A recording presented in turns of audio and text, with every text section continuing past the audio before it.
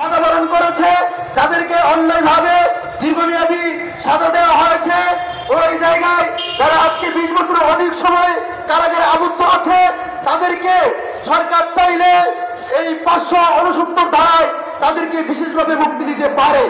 সেই লক্ষ্যে এই ভুক্তভোগী পরিবারের লোকেরা এবং আমরা বৈষম্যহীন কারামুক্তি আন্দোলন এখানে দাঁড়িয়েছি, অনতিবিলম্বে তাদের মুক্তির ব্যবস্থা যেন করা হয়।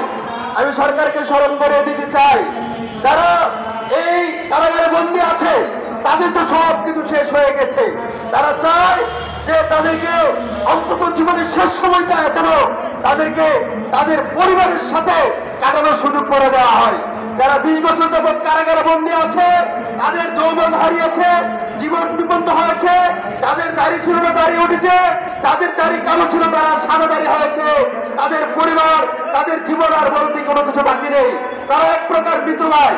সেজন্য যারা আগে মরে গিয়েছে ওই সকল বন্দীদেরকে অনতিবিলম্বে মুক্তির ব্যবস্থা করা হোক। 20 বছর একটা মানুষ কারাগারে থাকলে আর তার কোনো কিছু বাকি থাকে না।